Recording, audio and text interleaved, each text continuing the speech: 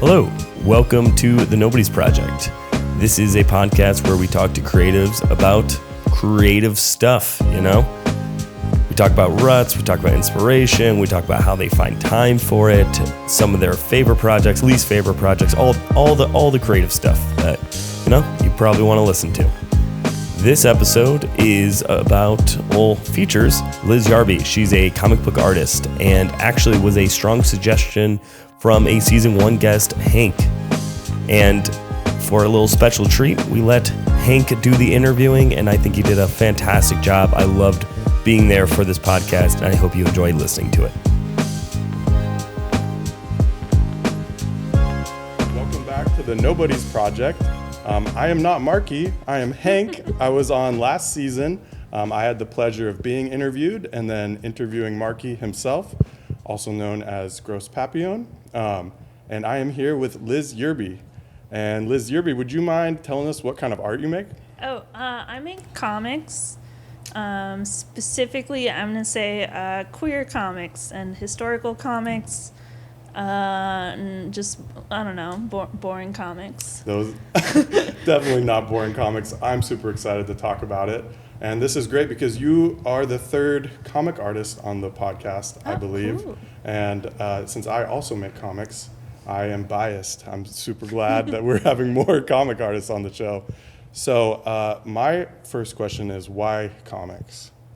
So I'd say when you're in college and you're learning about art, they're always like, even like a painting, like you look at a Renaissance painting and they'll be like, what story is it telling? Mm-hmm. And it feels kind of stupid when you can just draw a comic.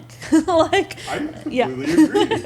And I just had a moment of like, let's just make some comics. And I think seeing some like fun, indie, weird comics made me realize that I could do it. Yeah.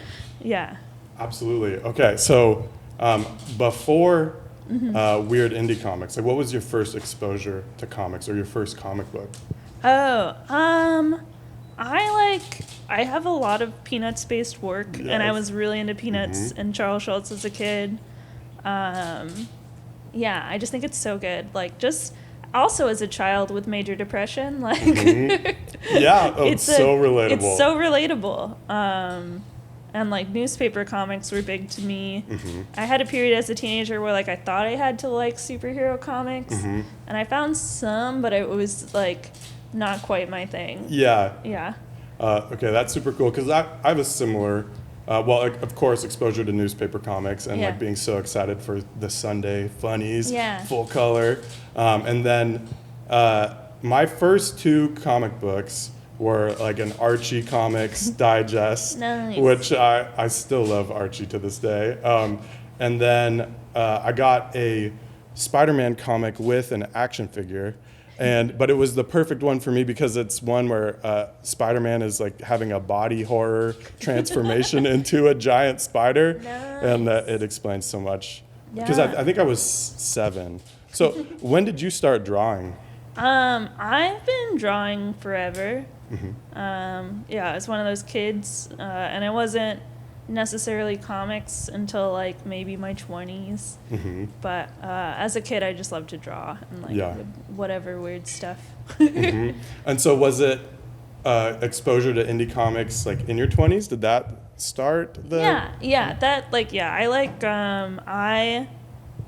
It's funny because I was dating a guy who was a nerd and like liked comics, but they weren't comics I liked, and we would like go to like real conventions, and I'd be like, this isn't like I like to draw, but I don't think I want to draw this. And finding like for me, there's just diary comics, and like there's a lot of talented women making diary comics that are like really funny and silly and like like Lisa Hannawalt or Vanessa Davis. Love Lisa Hannawalt. Yeah, like they're just so good and so different than what.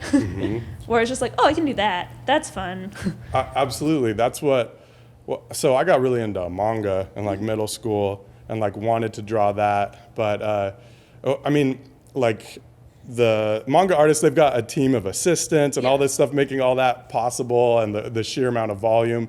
And it's kind of depressing when you realize, oh man, it's not really feasible to get a full team to draw backgrounds for you, at least in middle school or whatnot. And then discovering indie comics in college for me too also like really gave me permission to start making and printing my own comics. So, okay, I want to hear about historical comics. And so what do you think the comic medium, like what does it offer to like historical stories?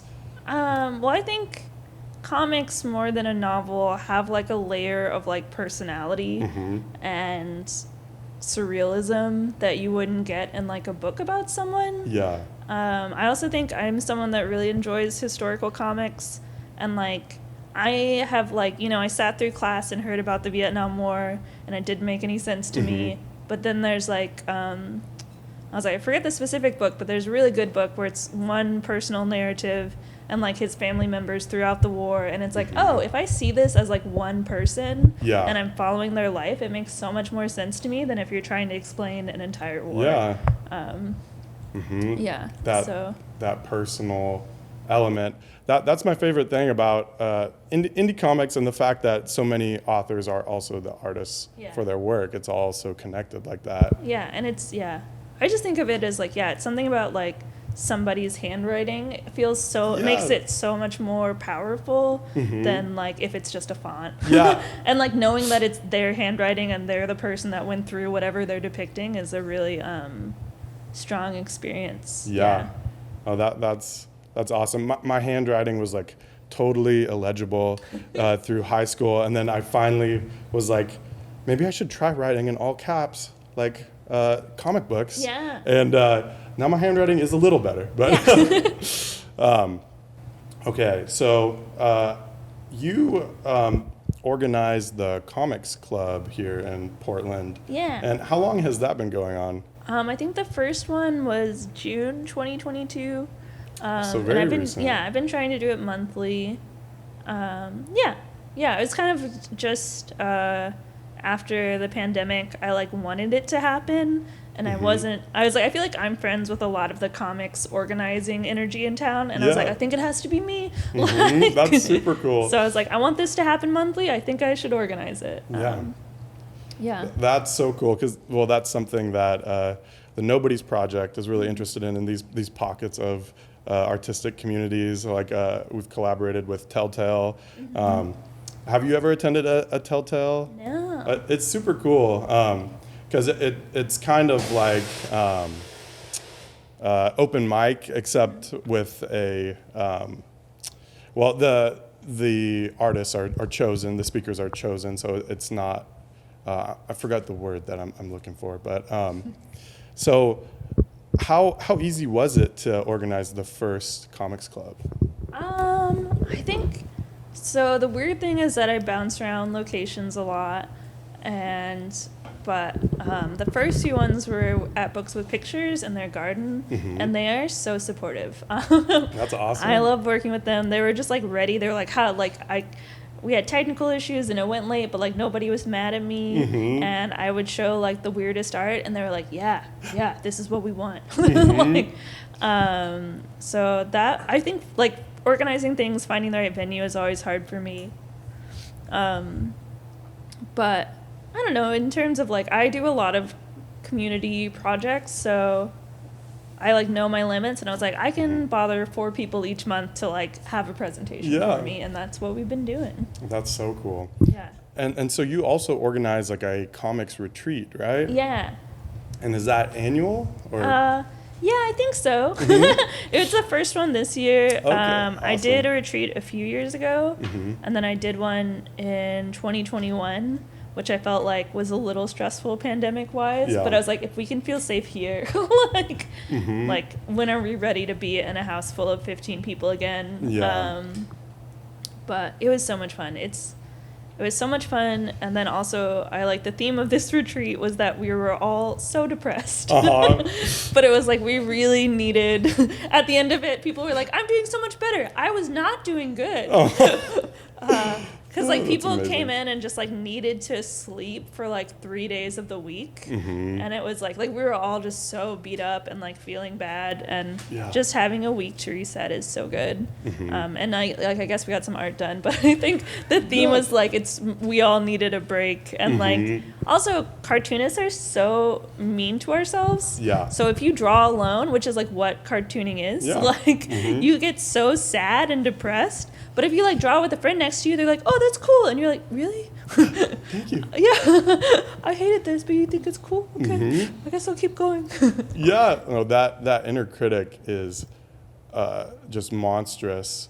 So in your personal practice, how do you deal with the inner critic when you're alone? I don't know. I think I'm pretty good at, like, pushing through things. I've been doing a lot of paintings in the last few years. Nice. And, like, the kind of painting I do, it takes, like, 9 hours for a piece, and I hate it for the first 4 hours. Yeah. And it's, like, just viciously hating it, and you just have to keep going. And people think I'm, like, having fun painting, but I'm, like, having this whole crisis. And but yeah, I think just, like, pushing it through. Like, I think it's funny because there's art forms, like, I, like, play the guitar for fun. I never want it to be professional. But I feel so good after I, like, do a stupid cover. Like, I feel so happy. Yeah. But when I draw, I do not feel that. Like, I'll maybe feel that at the convention, or I'll feel it when it's done and people are complimenting me, and I'm like, but for the most part, drawing it's not healthy. You just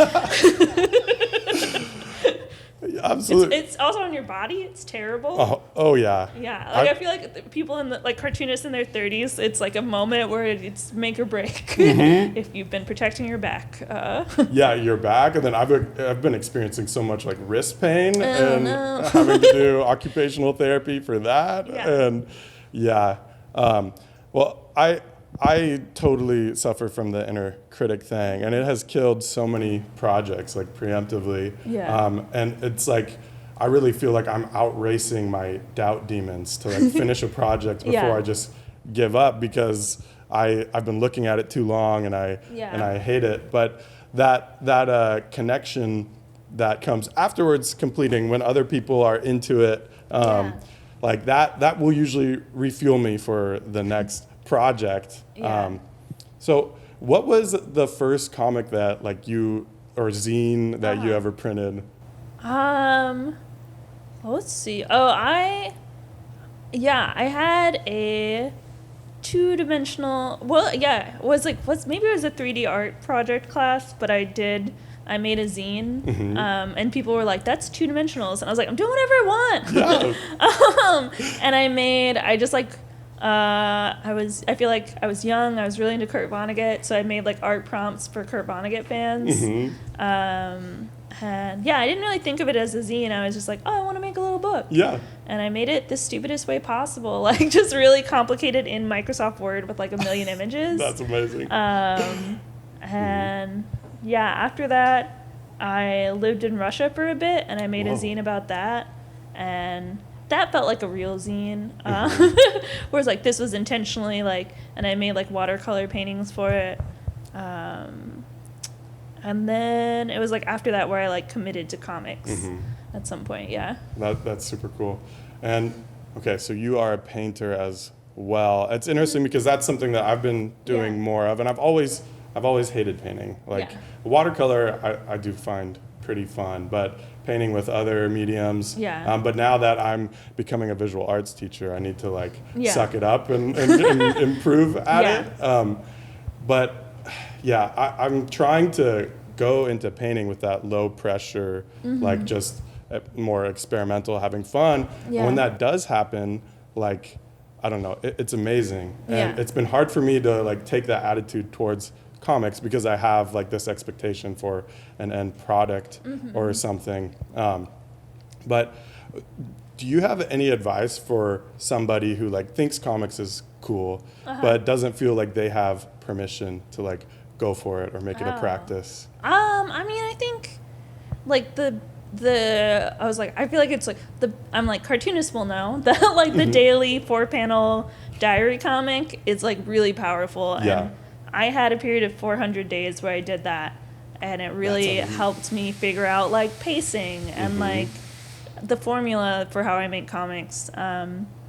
And it's like a tradition that's been happening since like the 80s, but it's mostly kind of like bland dudes. Yeah, did it. Absolutely. And, like, my least favorite genre of comics is bland dudes writing daily comics, and they're like, I was mean to my wife. And then they're like, oh, but I recognize that I was. And then like, oh, I was mean to my wife again. And you're like, I hate this person. Why do we have a record of every day of his life? Yeah. And so like now we're at a point where like I think it's really cool. There's a lot of cartoonists who are moms and like get to write, like if you see someone write a comic about their infant, it's like incredible that they're getting that much support, that they're able to make that comic.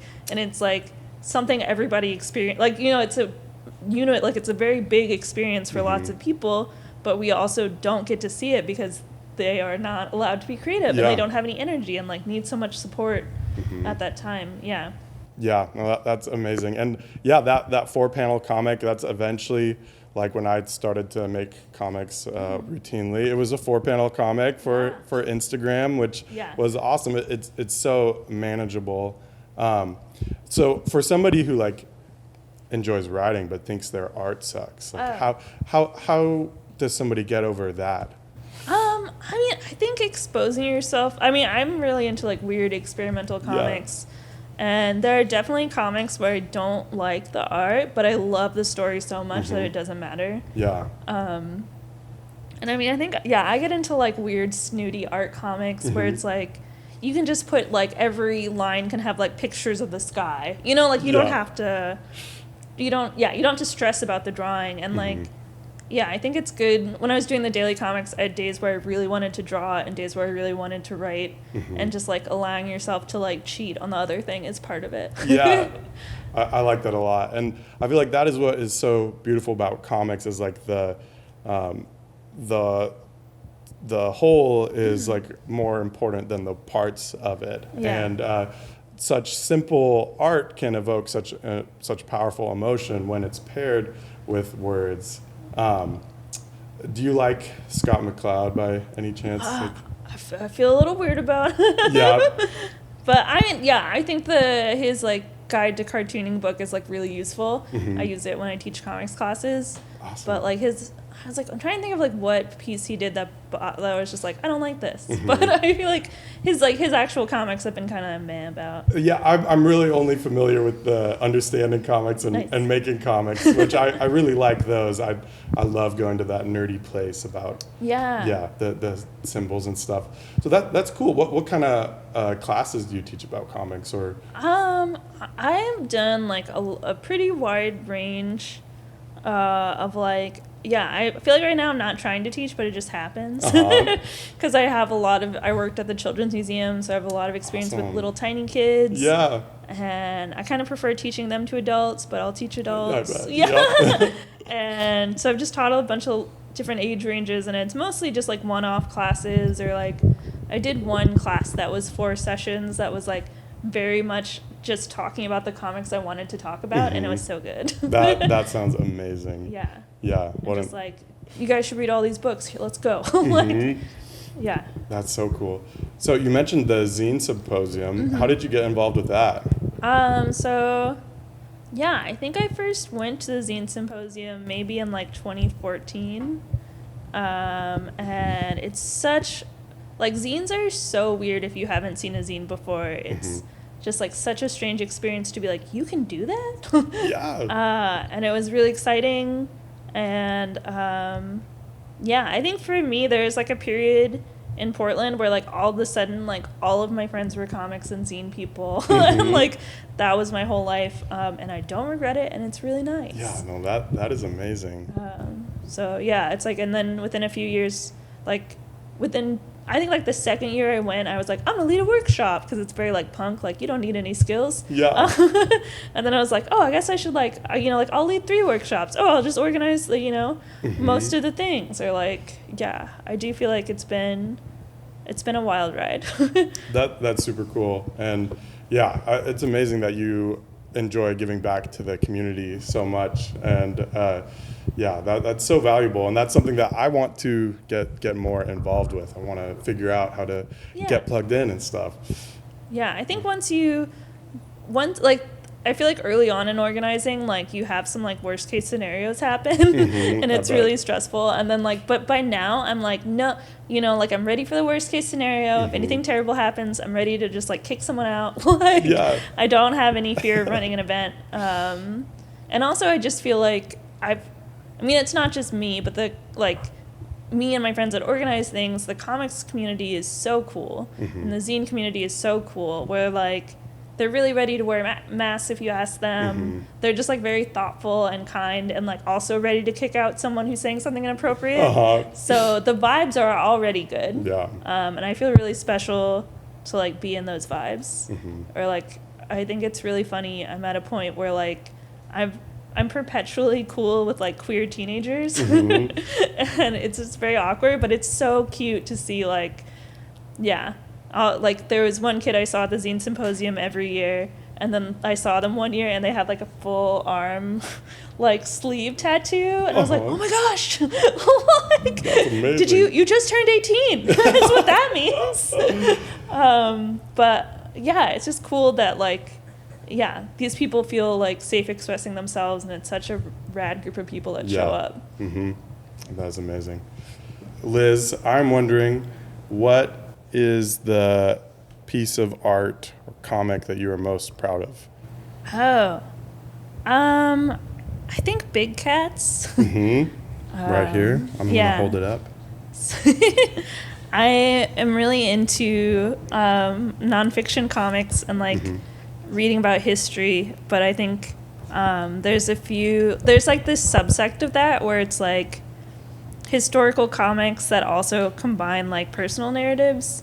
So like Sophia Now has this great book called What is a Glacier, where she's like, I think traveling to Iceland and like having a fight with her girlfriend and also talking about global warming in the comic, and how things go together. Or so Big Cats is just pretends to be all about just tigers and big cats, and but it also talks about a lot of queer people who kept exotic cats, and kind of these concept of chosen family and feeling like an outsider and these things that push you that direction. So yeah, I was proud of how I think it's a really strange narrative, but I'm proud that it came together. I'm super excited to read that, and I love when that happens where on the surface a piece looks like it's about something, but then there's something really meaningful and heartfelt underneath. And that's awesome. So who would you say is your biggest inspiration in comics, or a couple people? I was Tove Jansson. I have a Moomin tattoo. Awesome. She's really cool. Vanessa Davis is I feel like she's approachable, she's a friend of a friend, so I can't be too weird, but it's she does blow everyone's mind, and she's everyone's there's so many people that read her work and then are oh, we can do comics. And that's really nice. I don't know. Yeah. Alison Bechtel. I'm gonna need you to send me a list of recommendations, because while I've been back in school, I've been reading comics for pure escapism when I have the time, and I would like to get back into some more meaningful stuff.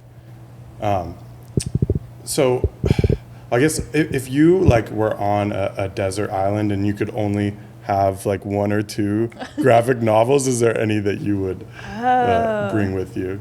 Anders, I don't know if he's Nilsson or Nielsen. I think it's Anders Nilsson has this book called Poetry is Useless, and it's a weirdo art comic, and it's a lot of it's a sketchbook comic, which I feel those often look messy, but this one looks so beautifully put together. Nice. And he has such a beautiful sketchbook, and there's some stories in it, and it's really kind of absurdist art comics, and that's one where I bought it and I couldn't afford it, but I still bought it. And Yeah. I showed it to my friend and Worth they it. bought it. And like, I was like, neither of us can afford a $40 book. How do we end up with this? Mm-hmm. But he just, he has such a good approach to like story and his line work. So, yeah. Awesome. I will definitely have to look into that.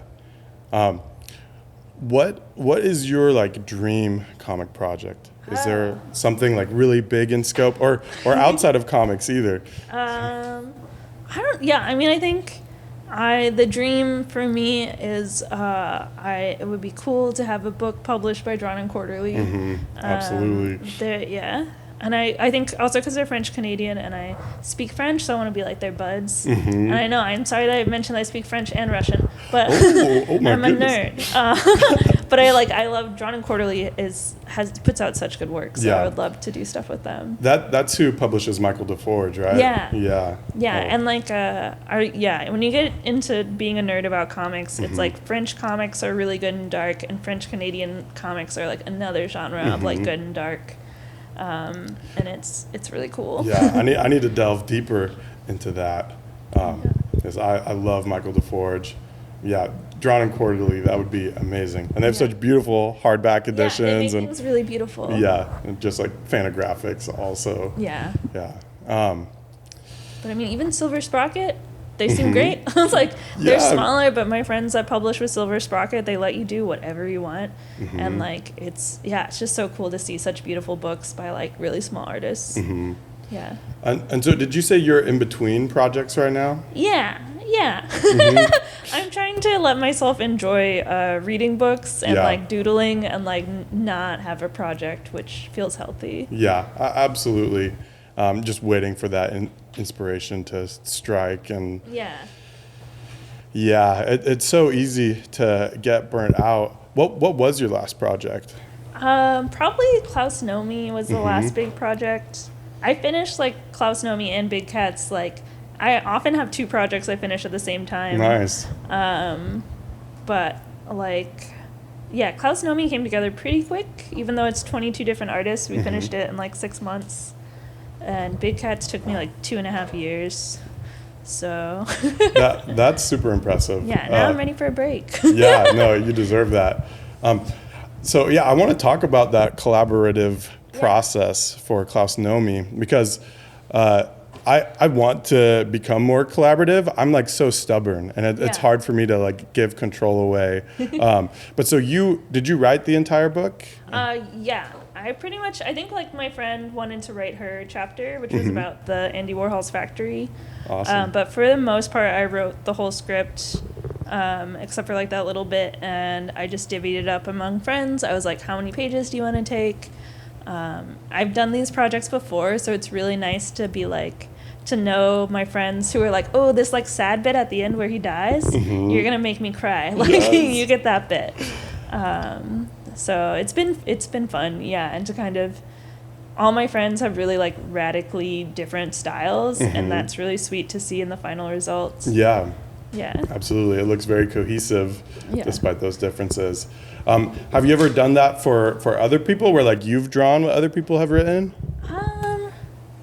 I've been in people's anthologies before, but I don't know if I've drawn anything that someone else has written. Or I guess I did kind of. There was this PSU project called Changing the Narrative, where they worked with students who had experienced homelessness. And then like those students, they did a lot of like recording of them talking, and then I made a comic from that recording. Whoa. It was really cool, but it was really heavy. I bet. Of like, I'm glad that I did it at this point in my career and not early on, because it was like reading people's biggest traumas and having the responsibility to like draw that and convey, everything they want to say. So that was really cool, but that was like a particularly heavy project. Absolutely. But it's a really cool book. Like it's like 10 different artists did this with different people, and then they were distributing it through Street Roots, and it was like making money for Street Roots vendors. Wow. So that was really cool. That's so cool. Yeah. And so you said that was through PSU? Yeah. So I wasn't aware that they had, because do they have like a comics program? I think they do have a comic studies program. Uh-huh. Yeah. That's so cool. Yeah. So I'm so curious about the comics retreat still. So last year was the first one, right? It was 21? Last year was the first one in a while. Okay. And the one before wasn't specifically cartoonists. It was just like art friends. Nice. But this last year, I went to a different comics retreat hosted by someone, and I was like, oh, cartoonists are so fun to hang out with. Like, we're all such weirdos. It's really good vibes. Yeah.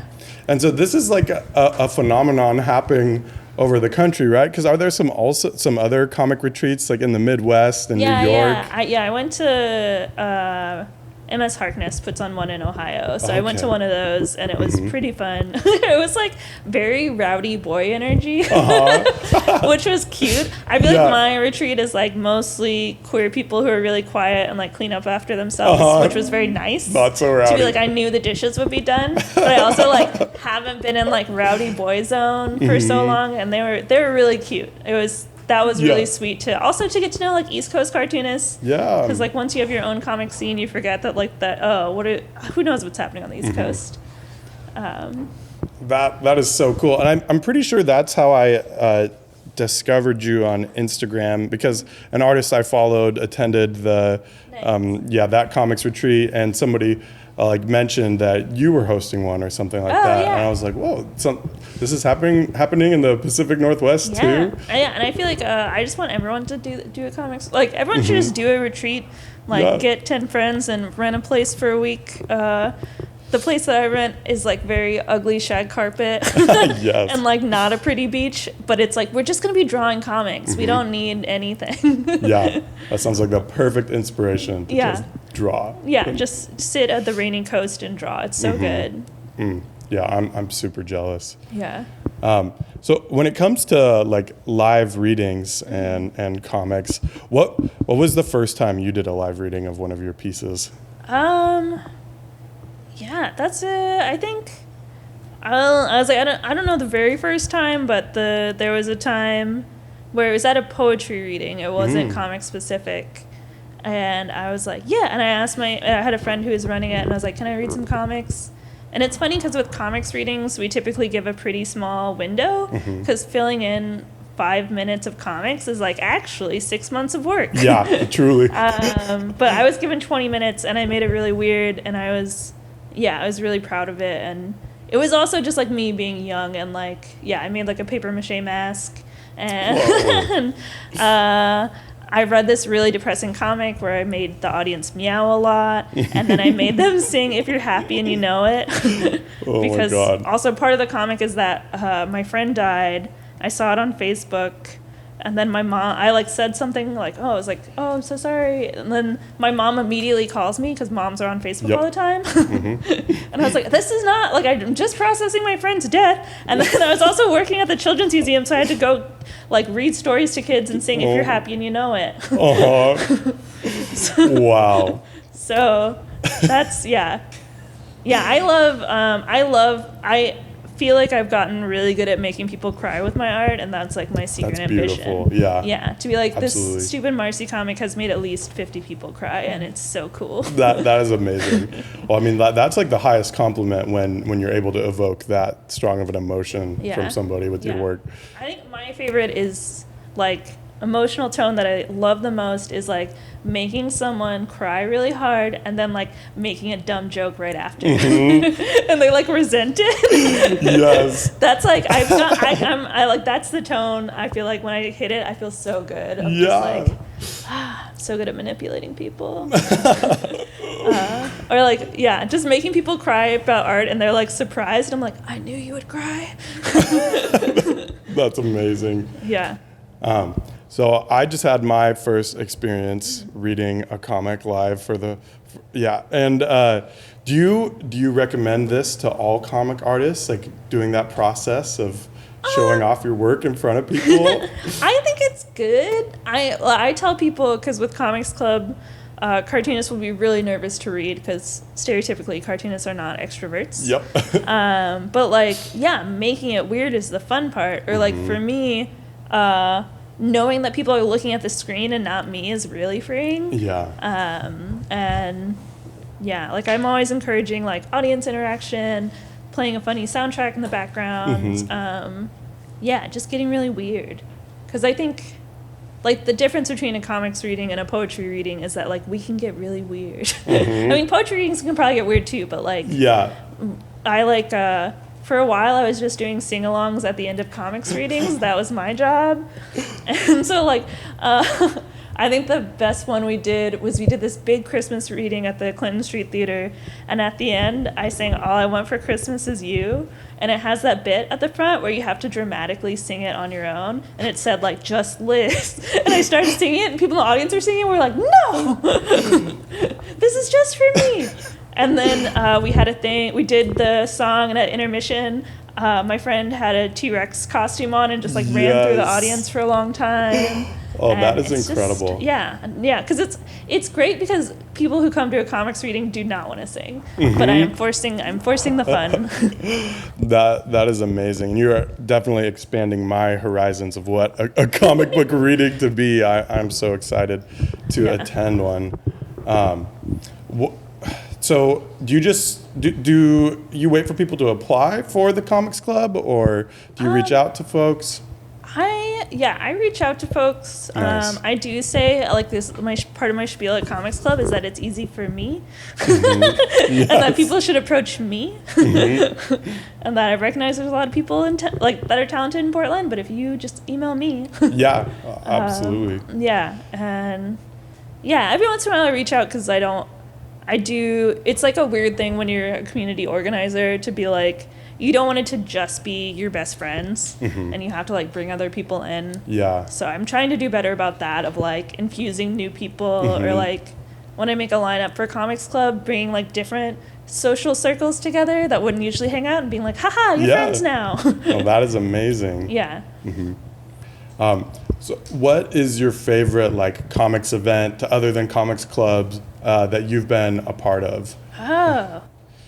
Like reading or show? Reading or a show, convention. I think, like, parts of it are like, did you ever go to Comics Thing? Did you hear about Comics Thing? I'd never heard of that. Okay, so, I feel like it's a bunch of, like, punk dudes, which sometimes it's a lot for me, where I'll be like, oh no, I'm getting too much punk dude attention.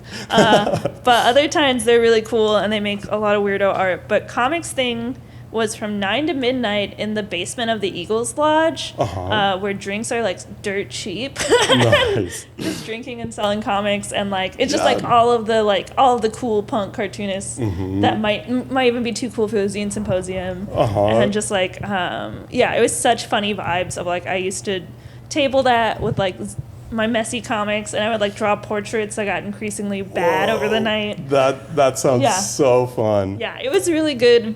I think Tim Goodyear is slowly working on bringing that back. Okay, so it's probably part of the Lloyd Center revival situation. Yeah.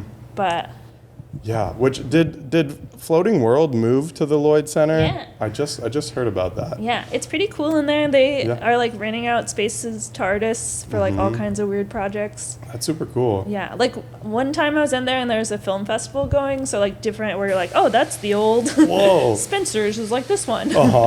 Yeah. I haven't been over there in a while. So is the mall still, it's still happening? Yeah, it's like partly vacant and apocalyptic, and then, like, also partly really cool art.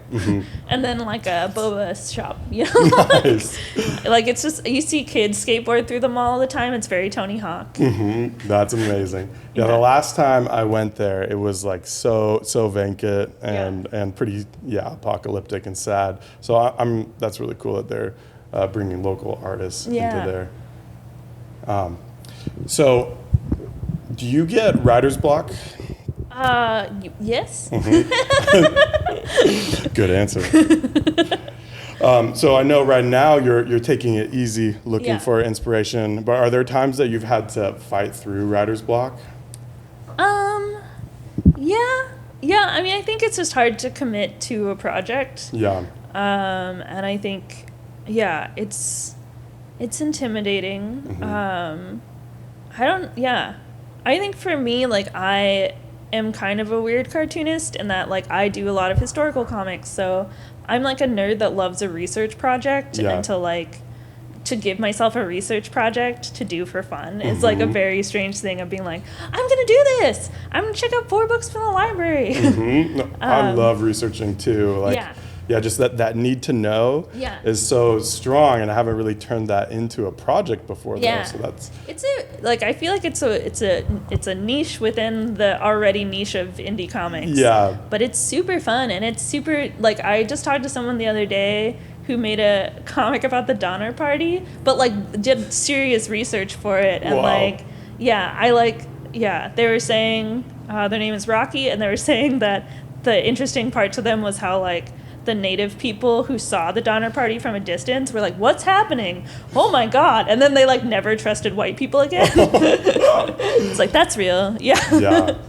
Oh, that's amazing. But I mean, also there's like, you realize there's so much history that like every time history is depicted, there's like a weird lens to it that you might not see. Yeah. So doing it with a comic, you can be a lot more straightforward.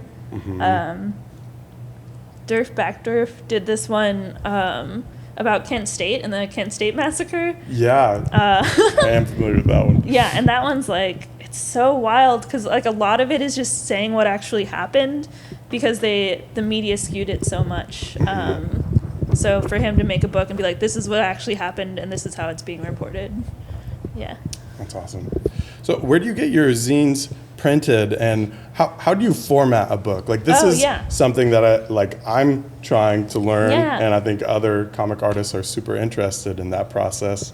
Yeah. So first, I printed them at the Independent Publishing Resource Center in town. The IPRC is great. It's like cool. They have copiers, so like doing that kind of like cut and paste zine. They also have computers with InDesign and like classes, but I was like, if you have a zine and you like hang out there, like someone will help you make it happen.